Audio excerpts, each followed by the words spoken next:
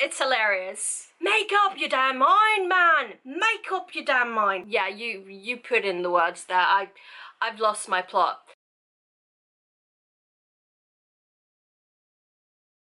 Book one of the, what was it called again? The KnockMeOut. Hang on. The town is called KnockMeOut. As Knock Me Out, but one word. It's hilarious. I mean, I can kind of, I mean, this is a fictional town, but I can kind of see it as well, because there's so many, like, small towns around America, which has weird-ass names, and you just kind of pick up pieces here and there. I once read a book where this girl travels to the weirdest cities, the weirdest small town she can find based on the names, and I looked it up at the time and it was all real. All the towns were real.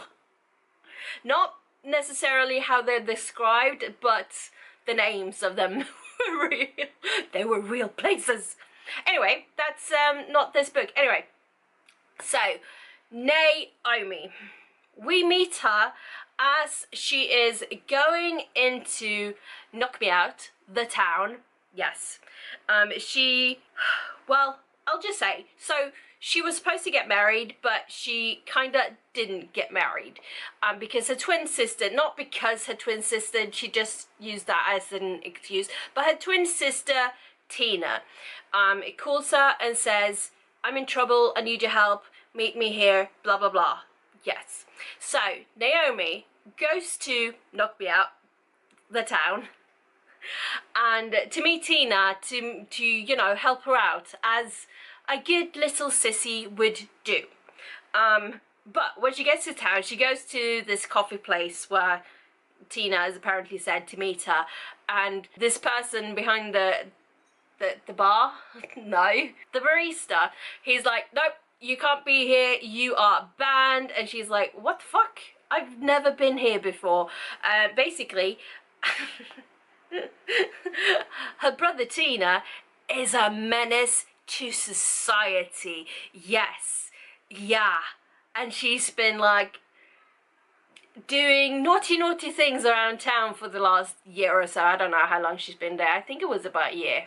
Anyway, not Tina, she's called a lot at the beginning of the book. Naomi, she settles with the barista. I forget his name.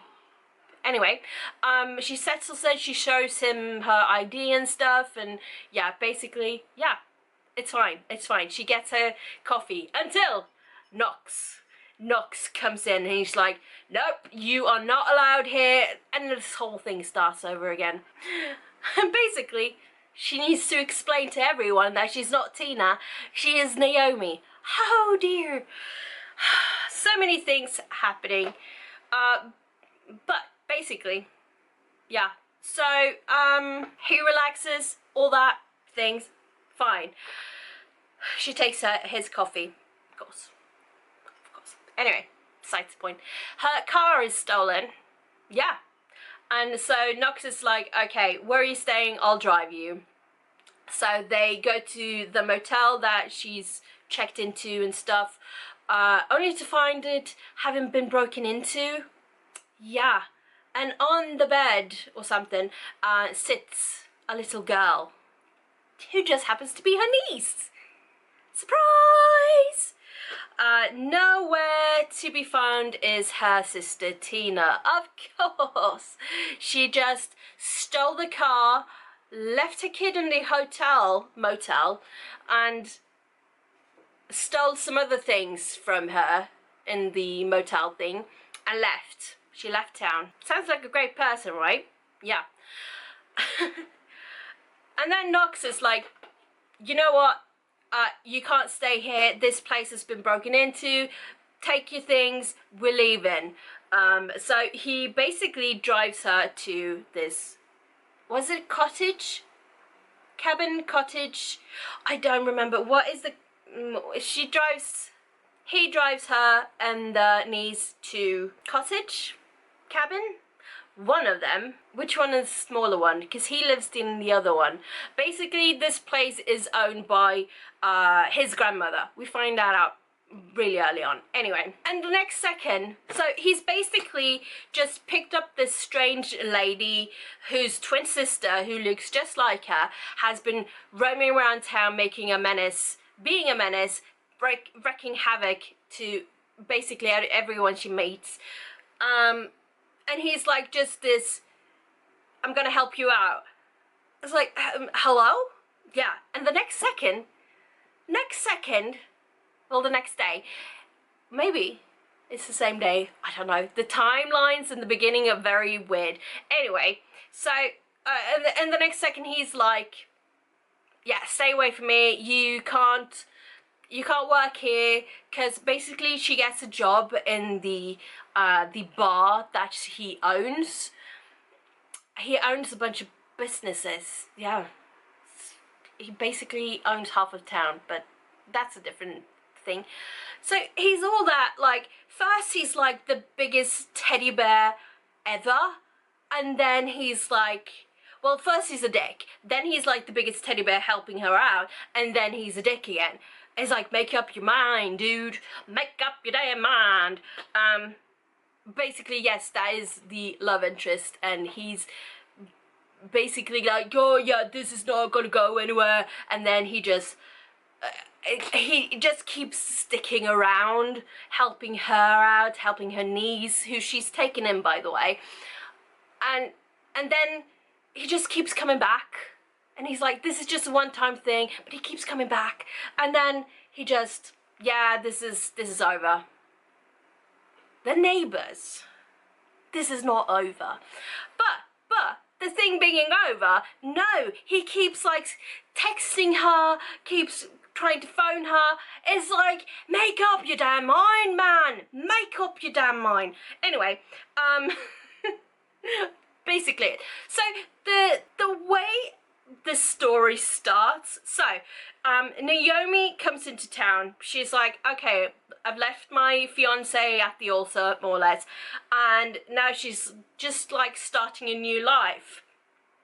So basically she's offered this place to live for free, by the way. She needs to pay for utilities and stuff, but she's offered the place for free, and then which is basically her like dream place to live as well. It's what she says. And then she just gets a job from some random person coming over and being like, oh, we were already friends and yada yada yada, even though Naomi has never met this person in her life. But she's just like, okay, she just gets given things like for free without having to work for them. And I'm like, where is this bloody town? I need to go to this small town and just live, because wow, yeah. So there's loads of little things along the way. There's like little crime things and stuff, but basically all good things in the end. So now I'm wondering, what is book 2 and 3 in this series? Is it the same? Is it someone else in the city? I don't know. I didn't expect to love this book. I'm not sure I love this book, but I really liked this book. There are events that are so unbelievable, but you just want them to be real, because who doesn't want just random people just being the friendliest ever, despite you looking like, well, the person that's been wreaking havoc for the last year or so. Knock Me Out Part 2! Now, so things we hide from the light, the second book in the Knock Me Out. That's supposed to be one word. Knock me out. Yes. Anyway, in this one, we follow different characters. I don't know who we're going to follow in the third one.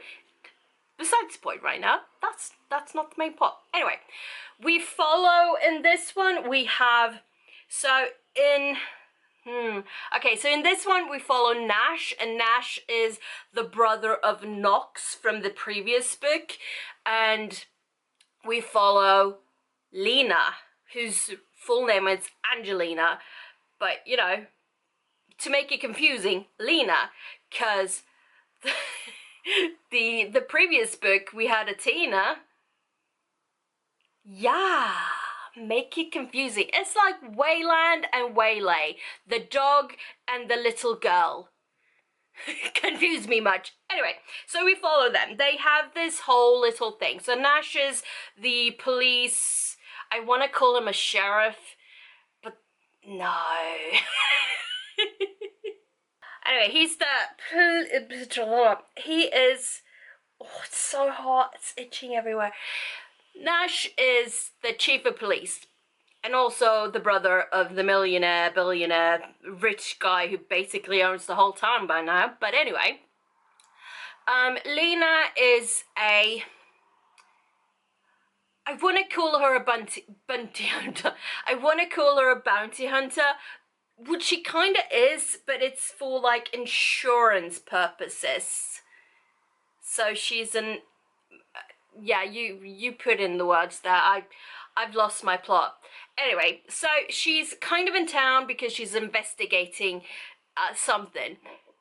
She's investigating something. She was also, by the way, if I didn't mention it in the previous one, but she used to date-ish Knox in college, and then they kind of hooked up every now and again. So, you know, there's a past there. Which makes this weird for me, like, because she goes and hooks up with Nash, which is Knox's brother. So she's done it with both brothers, and then that just feels weird to me. But I mean, it happens. It happens. Anyway, because what is the bloody name of her? The not Tina, the good twin. What was her name? Oh, I'll put it on the screen because I literally can't remember. Anyway, she befriends Lena, so she's like, well, if Lena's going to stay in town, we are going to put her up in this apartment complex that Knox kind of owns, because Lena should not be staying in the filthy motel thingamajig that's basically just criminals, or not, full of rats. Ish. So Lena is moved in next door to Nash, so now they're next door buddies. Yeah. So they go through things. So Nash is kind of investigating because he was shot in the previous book.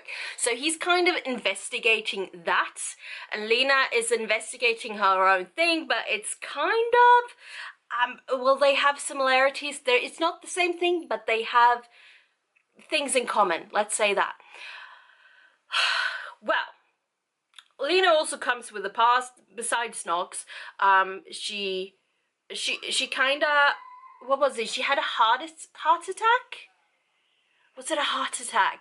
Like, anyway, so she comes with a bit of a past, and we find that out along the way. But in the meantime, Nash and Lena kind of make this deal where, well, they sleep together. Like sleep, and not the fun kind of sleep together. Yeah, they do that a lot. And then they kind of adopt a dog together because they find one.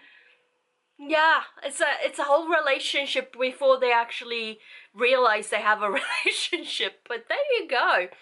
I kind of like this. I think I like this one more than the first one, mostly because I got the lay of the town and most of the characters. So we like meet all the characters, if not more, from the previous book. So we know the lay of the land, as it were. Maybe that's why. But I think I like the plot of the first one more. So far. We'll see what book 3 has, but so far, fun time. Smutty times sometimes, but fun time. This had milder smut than the first one. Yeah. The book 1 was filthy. Filthy, I tell you. Filthy. Okay, so I finally finished Things We Left Behind by Lucy Score, and finally finished the series. I'm not gonna lie, it's been a hot minute since I read books 1 and 2, but honestly, as a series finale, it pays off. It pays off. So this is Lucian and Sloane's story. We've met them throughout the series. They've been bickering throughout, and in this one we see them as the main characters. So the bickering is on point. No, it's full force. It's full force. So honestly, the tension, yes, immediate, because we've had it throughout. Honestly, there's been some moments. Let's be honest in here. Yeah. So you've got the classic grumpy, controlling, morally grey man paired with the chaotic, sharp, and emotionally layered woman, and their dynamic carries the book. I'm not gonna lie though, even though I think I had more fun with these two characters than the previous ones, this book goes heavier and deeper into the trauma. These two characters, they've grown up next to each other, their houses next to each other, so they have a past. If anything, they have a past that the others don't have, and I'm kind of here for it. But also the trauma, the control, the everything, because we see the past as well as the present with these two, and you understand them a lot more than the other characters from the other books. But this one is a slow burn. And I mean slow. It probably took more than half the book before anything actually happened between them. At least it felt like it. So we have, because it's a chunky book, I mean the whole series are chunky books, but because of the chunkiness, and we know the payoff is going to be them getting together, because it's that kind of series, that kind of book, the slow burn definitely feels, so it feels in a way that it's dragged. The plot dragged at times because of the chunkiness, and you're like, it's a, how many books? It's a 500, almost 600 page book, and you're waiting like 400 pages for the payoff of a book like this. I don't know if that's actually 400 pages, but it definitely felt like at least 500 pages before anything took off. And when it takes off, it takes off. That being said though, if you've made it this far into the KnockMeOut series, because that's the name of it, it definitely pays off. You see the other characters you've already come to know and love, and all the characters and these characters, they all get their, I want to say happily ever after kind of deal, but they get their finish, they get their end goal, I guess. So we do get a rounded up completedness to the whole series. Overall, it's a very satisfying ending, but you do have to have patience because it will take time. But if you love grumpy, chaotic, slow burn tension, and morally grey love interests, you'll probably eat this up. I'm not gonna lie, because I'm not really that into that kind of thing, and I ate it up, so, you know, there you go.